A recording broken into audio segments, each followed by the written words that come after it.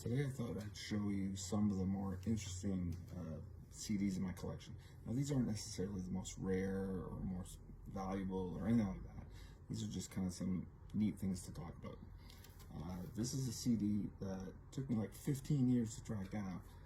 Power to the Motown People. It's a 2-disc collection of the UK of kind of the more politically conscious Motown material. And Motown wasn't really known as a political label at any stretch of the imagination, but I always like a lot of the funk and soul and R&B music that came out of the civil rights movement. So this is kind of Motown trying to get in on that, or at least a label compiling it all. The reason this was so hard to find, I guess there was a rights issue with it. It's only released in the UK, apparently went out of print really quickly. Copies were going for over like $70 US for years and years and years. And finally one day I got lucky that somebody had it for like $9 on eBay, still sealed. So I grabbed it. It's great. Listened to it once, read the liner notes, filed it, and I never really pick it up too often, but glad to have it. Steve Lacy, this is a little different. This is a 2-disc set of just live solo soprano playing. So he's in like a loft, or I think it's like an arts gallery or something in New York City, and from 1976. So yeah, just like 2 hours or something of solo soprano saxophone.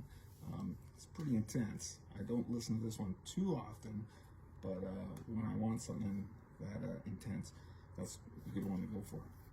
Everybody knows Jimi Hendrix. Everybody knows, he's clearly one of the great guitar players in rock history. He's in my top 5 for sure, but this is a little unusual.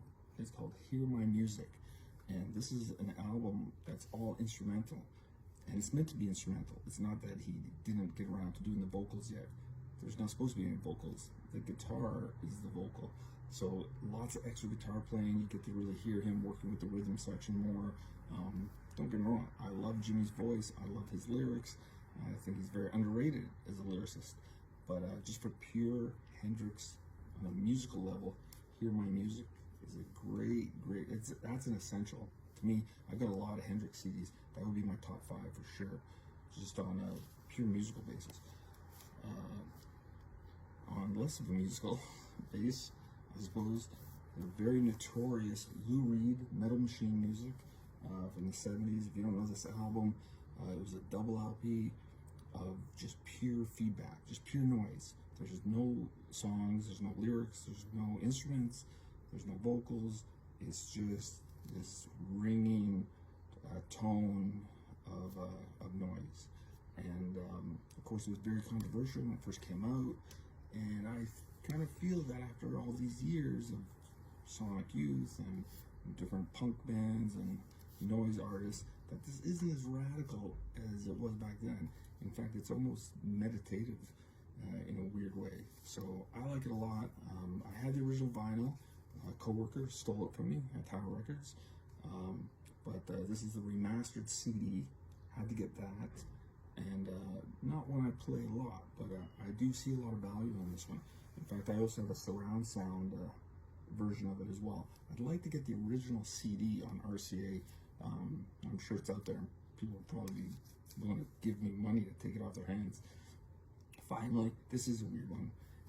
If you don't know who Jack Kevorkian was, he was this doctor in the States years ago who was assisting people with suicide.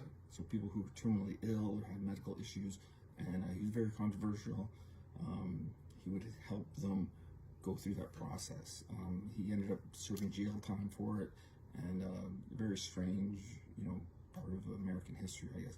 Anyway, he put it on an album, and this is called A Very Still Life, and it's very quiet, kind of ballady, new agey, very calming.